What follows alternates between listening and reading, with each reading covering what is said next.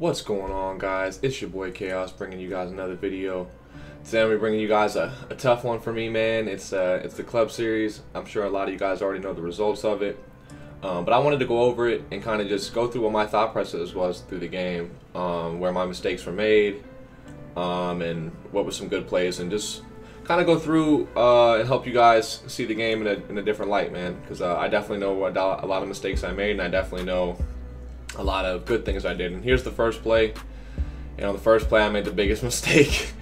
And I was doing my my application for the 3 blind mice, and I did a really good job of it because I threw a pick 6 on the first play. So down 7-0. He's already got to stop. We're in a rough spot. We gotta put together a drive now. And we have a good play right there, throwing out route. He was pulling his corner in, so I knew I had an out route available there. One of my favorite plays here: counter go, hit the drag, spin up field, get about 6 or 7. And now after that pick, I kind of settled in. I was a little nervous. It was just a really bad play, and something I've had trouble with in the past, just getting too nervous and getting too anxious. I've done a better job of it lately, the better I've gotten at the game, but still struggle with it at times. And we have to fight through it now because we're down 7-0 with him getting a stop. So go to level sail here with a curl. Nothing's open. He did a good job manning up my tight end. Try to take off with Vic. Nothing really open there. It's tough to take off with your quarterback this year. A lot of disengage happen when you try to press that right trigger. So nothing really open right there.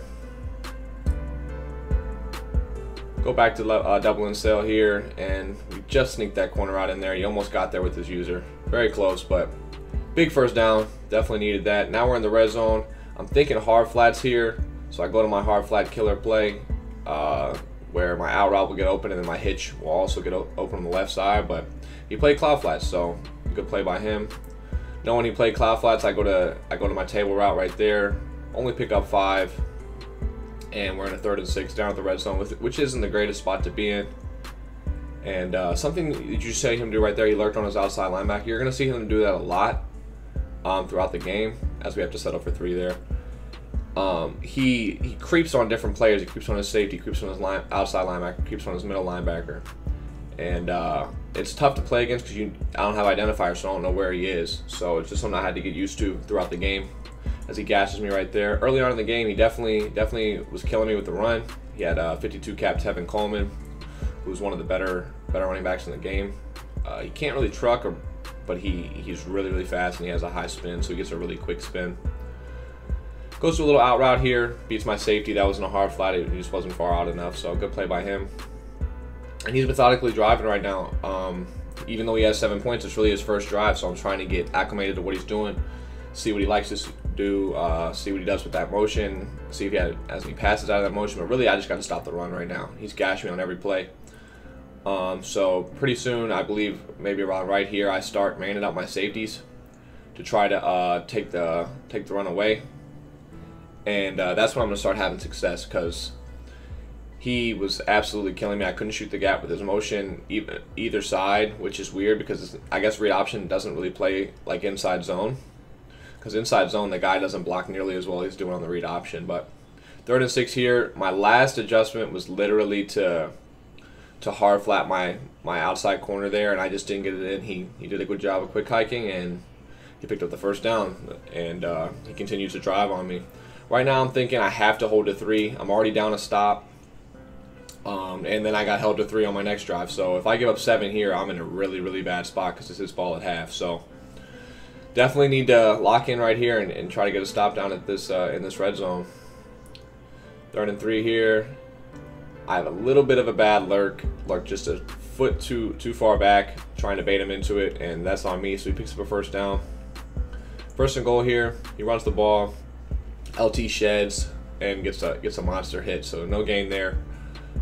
Still thinking, man, you have to hold a 3 here. This is an awful spot if you give up 7. I have a really good user right there, keep him from getting outside. And 3rd and goal from the 10. I'm going full out coverage defense. We're only rushing 2.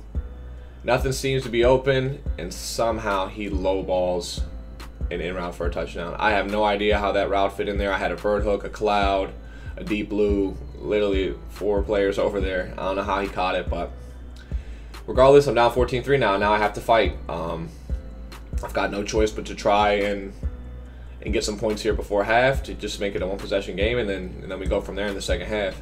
Hit the corner route right there. That's what I should have done on my pick six earlier. If you hit it early, you can fit that route in, but I threw it so late last time that it was a pick six. So go to double and sail here. He doesn't man on my tight end this time. Hit my curl route, and we're keeping the chains moving. Right here, I'm thinking if I can maybe hit a big dot, I can get to 7, but he screams right there, and we're just gonna end up taking our 3. We don't have any timeouts, so I don't mind taking 3 here. We had to get some type of points. Going into the second half, I have no choice but to get a stop. If we give up points here, go down 2 possessions, when already be down a touchdown with a 2-point conversion, it puts you in a really bad spot. So I think this is the drive where I really found the defense for him. I was cross-running my safeties on A and B, and they were locking the slant and the drag right up, and then I was just lurking any flats on the left side that I had to.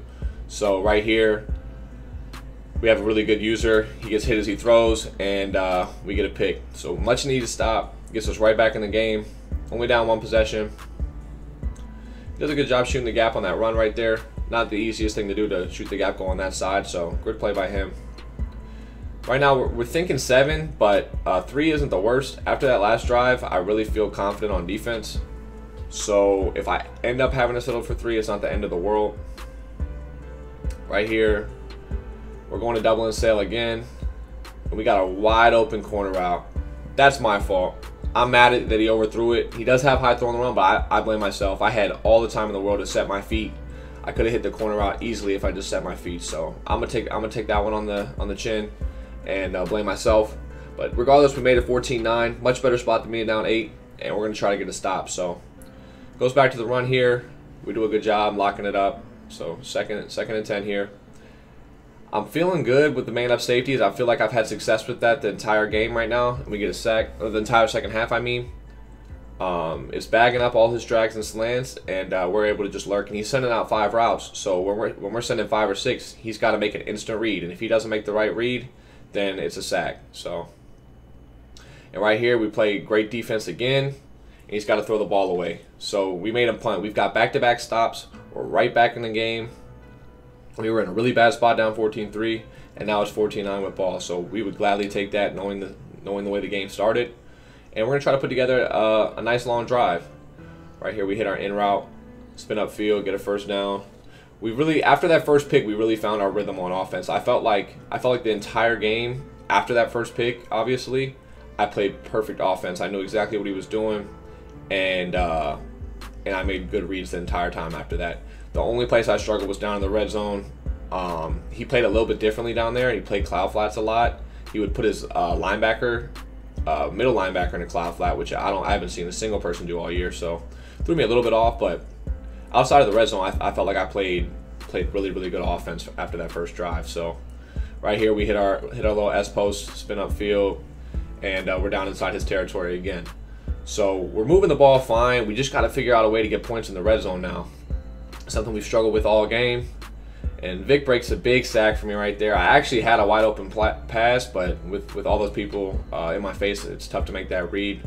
So I just take my run and get 3 yards. Go back to the run here with Fournette. It's a little upset I got tripped up right there. I didn't think the guy should have got an arm tackle on Fournette like that, but it is what it is. He plays hard flats here for the first time, that's the route I've been trying to hit the whole game. And we're going to go right back to it here. Plays hard flats again. And he gets to the perfect spot on the field right underneath that deep blue. And we're second and goal in the 1, and we're loving our spot right here.